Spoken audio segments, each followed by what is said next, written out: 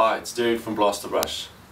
I've had somebody come up to me recently and said to me, Derek, the brush was great, but I've never really used the brush before.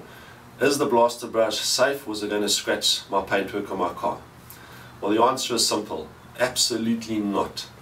There are thousands of very fine bristles as it is, but what we've done also, we've flagged all the bristles or split them on the ends to make it even softer. So you still get a very firm wash, but a very soft wash at the same time. Unfortunately, about 99% of cars on the road do have spider marks or swirl marks. That's not necessarily caused by the implement being used, but by the wrong techniques being used. I would like you to be able to wash your car in 10 minutes, get a brilliant clean, have fun, not get wet, but at the same time have a wash that is completely scratch free. Let's not damage our car. Let's look after our car, let's love our car, and let's have fun while we're doing everything at the same time. So let's go and have a look at some techniques that we can use to make sure that we get the best possible wash and the safest possible wash also. Let's go. Right, step number one, this is the most important step, and if you're going to put any effort into washing your car, make sure most of your effort goes into this first step. I've got a car here now and I've thrown some mud over it, and when we normally wash a car we don't see grit as much as this.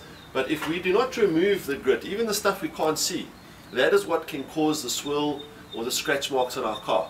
So the first step, I want to remove as much grit as I possibly can off the car.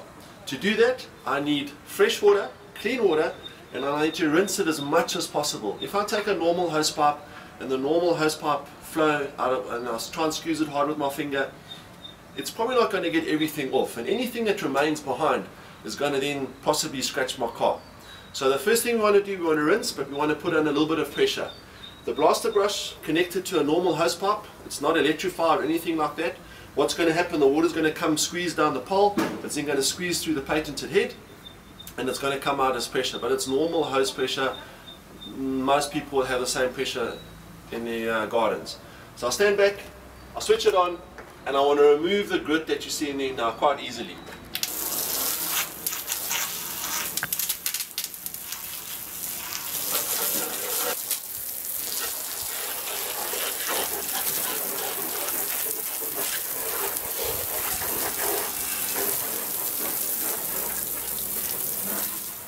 Right, step number two is our wash implement.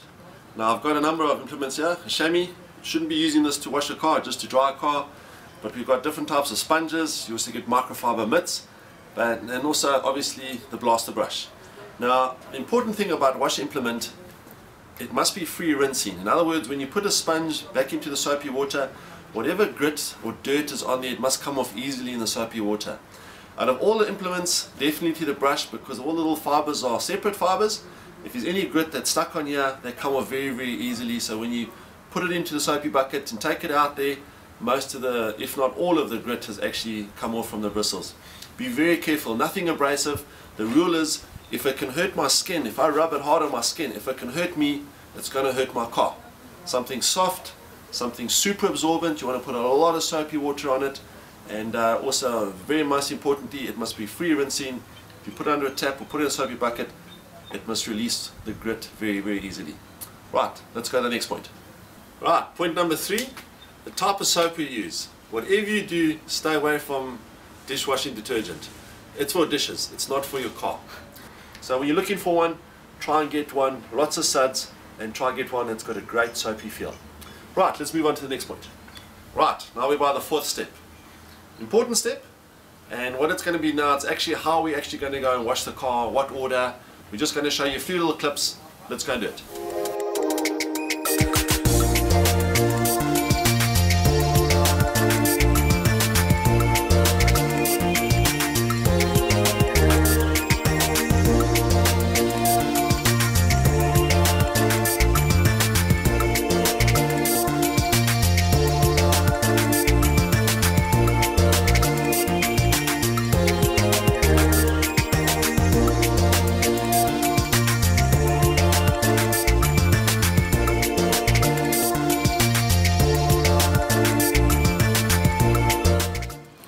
Right, step number 5 now, in avoiding scratches, is that we want to use a drying cloth.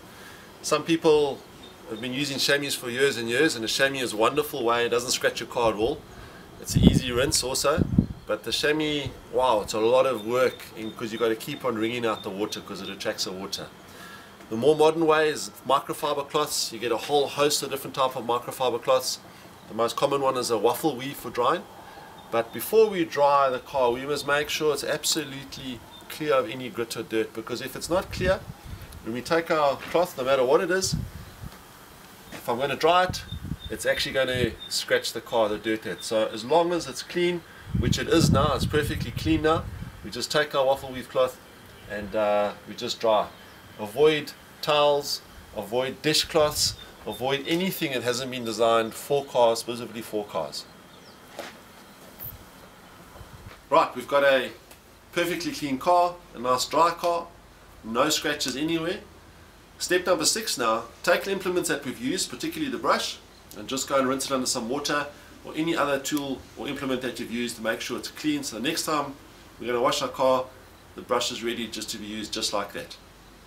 Right, so there's our brush head, brilliantly clean.